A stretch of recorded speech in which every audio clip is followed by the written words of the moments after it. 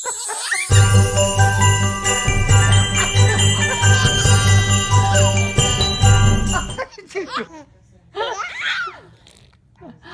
bismillahirrahmanirrahim. InsyaAllah hari ini kita akan belajar sains bab 3.3 iaitu kejadian kembar pada manusia.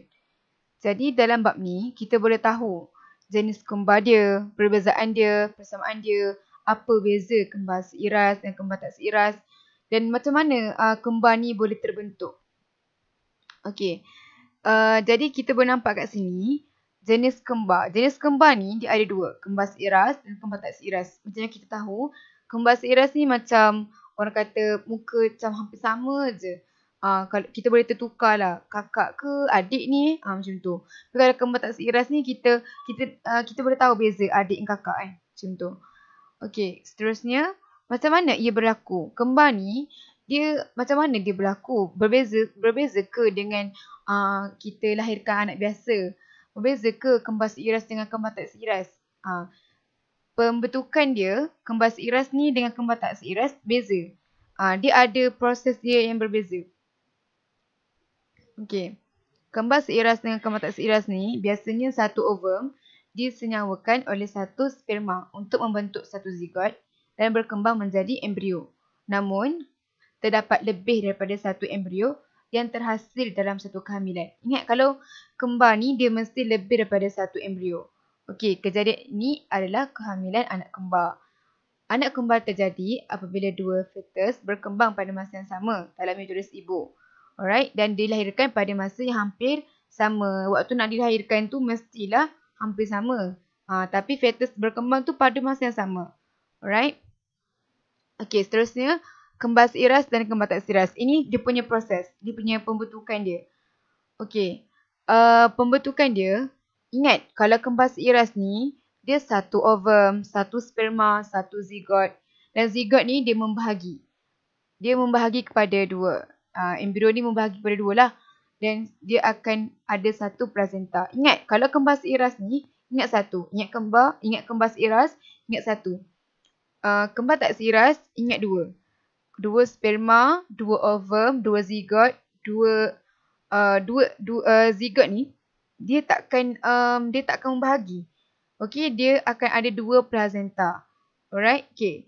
Macam mana kita nak ingat kembar seiras ni, macam mana beza dia? Kita nak ingat dalam peperiksaan ke, apa ke, sebab kadang-kadang benda ni macam kita confuse. Ingat je, kalau kembar seiras ni, ingat se. Se ni, dalam bahasa Terengganu kan. Dalam logat Terengganu ni, se ni satu. Kalau Kelantan, so kan. Tapi kalau Terengganu, se. Jadi se satu. Se satu. Satu ovum, satu sperma, satu zigot, satu placenta. Kalau kembar tak seiras, dia ada se juga. Tapi dia ada tak. Jadi tak se. Jadi bukan satu. Bila bukan satu, dia akan ada dua. Jadi ingat je. Kembar tak seiras, bukan satu. Jadi dua. Dua sperma, dua ovum, dua zigot dan dua placenta. Okey, macam dah kata tadi, kembar seiras ni dia akan ada satu ovum, satu sperma yang bersenyawa dan berkongsi satu placenta. Macam dalam gambar ni adalah satu placenta. Kalau kembar tak seiras, dua ovum, dua sperma, dua placenta yang berasingan. Okey, kita tengok dalam gambar ni. Okey, ini sperma dengan ovum. Dia akan bersenyawa dan dia akan bentuk satu placenta. Okey, kita mungkin nampak lah yang ni macam hampir sama je gambar ni. Apa beza dia? Okey, beza dia, kalau yang ni kita nampak kan warna apa? Peach pink macam tu kan. Okey, kita nampak, kita tengok dia satu placenta. Alright, kalau yang ni kita nampak dua. Yang warna peach ni kan, warna peach pink tu. Okey, tengok satu, dua. Nampak kat sini. Jangan tengok yang kuning ni, kadang-kadang orang keliru. Jadi kita tengok betul-betul placenta yang mana. Okey. Okey, sekarang ni kita tengok perbezaan antara kembar seiras dan kembar tak seiras. Biasanya dalam exam dia mungkin akan keluar perbezaan kembar seiras dan kembar tak seiras. Jadi ingat yang anak kata seiras satu, tak seiras dua. Ingat je. Itu macam mana kita nak ingat pembentukan dia. Jadi bila kita tahu pembentukan dia, kita boleh jawab untuk perbezaan dia. Okey, yang ni A ni melibatkan satu ovum dan satu sperma. Okey. dia menghasilkan satu zigot. Kalau kembar tak seiras ni dia melibatkan 2 ovum, 2 sperma dan menghasilkan 2 zigot. Memang nampak perbezaan dia tu ketara. 1, 2 ketara. Okey. Zigot untuk kembar seiras ni dia membahagi kepada 2. Alright, kalau kembar tak seiras ni, zigot dia tak akan membahagi. Okey, kita gambar yang tadi. Okey, kita gambar tadi Okey, yang ni zigot ni dia akan membahagi kepada 2. Embrio membahagi. Alright, kalau yang ni zigot dia tak akan membahagi. Dia memang akan ada 2 zigot dan embrio ni akan ada 2 lah, 2. Faham tak? Kalau yang ni dia akan zigot ni dia membahagi kepada 2. Dia belah 2. Alright, kalau yang ni dia asing. Okey, so tengok yang ni. Okey, mempunyai placenta yang sama dan dia berkongsi placenta. Yang ni kembar tak seiras, dia tak berkongsi placenta dan mempunyai jantina yang sama atau berbeza. Okey, yang ni anak kongsi, bukan anak cerita. Maksudnya mempunyai placenta yang sama. Okey, mempunyai placenta sama ni.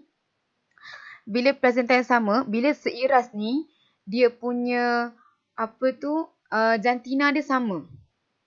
Alright, kalau contoh kita tengok dalam ni kan. Okey. Dia kalau kembar seiras ni dia punya jantina dia mesti sama. Kalau abang ni lelaki, adik ni pun lelaki. Kalau kakak, adik ni pun perempuan. Tapi kalau kembar tak seiras, dia bebas. Maksudnya dia boleh sama, dia boleh beza. Macam ni kan. Yang ni kembar tak seiras tapi dia sama jantina. Alright. Tapi kembar tak seiras ni dia boleh juga berlaku berbeza jantina. Okey. Dan kalau kembar seiras ni dia mempunyai ciri-ciri yang sama. Kalau kembar tak seiras, ciri-ciri yang berbeza. Ciri-ciri ni macam mana? Ciri-ciri ni macam mungkin punya gaya dia, ciri-ciri dia, tapi kalau kembar tak seiras dia berbeza. Kalau kandungan genetik yang sama ni seiras, dia punya kalau rambut kerenteng dia mesti rambut kerenteng macam tu. Kalau tak seiras ni dia beza, genetik dia berbeza. Okey, apakah persamaan antara kembar tak seiras dengan kembar seiras ni? Okey, dia terbentuk pada masa yang sama. Maksudnya dia punya proses dia tu akan terbentuk pada masa yang sama. Okey, kedua kembar ni dia akan terbentuk pada masa yang sama. Yang kedua, dilahirkan pada masa yang sama. Ataupun pada masa yang hampir sama. Maksudnya, dia tak ada. Kalau hari ni mak lahirkan kakak, tiba-tiba anak seorang lagi tunggu sekejap, esok lahir. Tak boleh. Dia mesti hampir yang sama. Okey, yang ketiga, berkembang di dalam uterus. Dia dalam perut ibu lah. Yang keempat, setiap ovum ni disenyawakan oleh satu sperma. Dia tak boleh satu ovum, 2 sperma. Tak. Sebab tu, kalau kembar seiras, 1 ovum, 1 sperma. Kembar tak seiras, 2 ovum, 2 sperma. Sebab apa? Sebab setiap ovum ni, dia mesti akan disenyawakan oleh 1 sperma. Okey, baik. Bismillahirrahmanirrahim. Kita teruskan dengan kembar siam. Okey, sebelum tu kita kena tahu dulu ciri-ciri kembar siam ni macam mana. Okey, yang pertama, ciri dia, kembar siam ni kebiasaannya sama jantina. Kan, kalau dia keluar daripada perut tu, dia mesti kembar tu dia sama jantina dia, sama ada perempuan ataupun lelaki. Okey, ciri yang kedua, kembar siam ni dia berkongsi organ seperti otak, jantung dan juga perut. Macam kita tengok dekat gambar tu, kita nampak adik tu dia berkongsi dia berkongsi otak sebab kepala dia tu bersambung kan.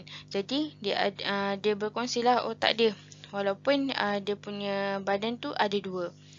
Okey. Kita kena tahu juga macam mana kembar siam ni boleh terjadi kan. Okey. Kembar siam ni ialah kembar seiras yang bersambung antara satu sama lain akibat kegagalan zigot untuk berpisah dengan lengkap. Okey, jadi waktu zigot tu dia nak berpisah, kan macam kita tengok dekat dalam rajah tu, kita tengok ni. Zigot ni dia nak berpisah, dia tak berpisah dengan lengkap. Jadi sebab itulah kembar bila lahirnya kembar tu, kembar tu dia akan melekat dekat bahagian-bahagian tertentu, macam tadi bahagian kepala, bahagian badan tu kan. Jadi diorang akan berkongsi organ lah. Sebab itulah terjadinya kembar siam. Okey, insya-Allah. Tu je. Ingat, dia sebenarnya adalah kembar seiras kan. Kembar seiras kita tahu ada satu zigot. Waktu dia nak membahagi tu, sebab tu dah jadi kembar siam tu. Dia zigot tu dia tak boleh nak membahagi dengan lengkap. Dia ada masih ada lagi yang melekat. Okey. Okay, bismillahirrahmanirrahim. Okay, kita tengok soalan ni. Soalan pasal kembar. Soalan 3A, dia kata nyatakan 4 perbezaan di antara kembar seiras dan kembar tak seiras 4 markah.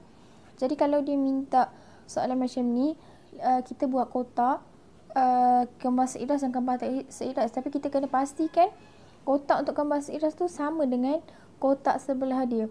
Walaupun kita bagi betul, tapi kalau dia tak berpasangan, kemungkinan jawapan kita tu memang akan salah.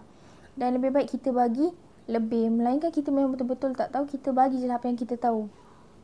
Okey, soalan kedua. Dia kata kaji rajah di bawah. Kita tengok dibagi ciri-ciri kembar. Dibagi satu plasenta, jantina yang sama dan kandungan genetik yang sama. Dan dikata bina satu konsep berdasarkan pernyataan di atas. Penjelasan anda hendaklah merangkumi aspek-aspek berikut. Jadi kita tengok dia punya dua ciri sepunya konsep awal, satu contoh, satu bukan contoh, konsep sebenar. So kita tengok jawapan dia.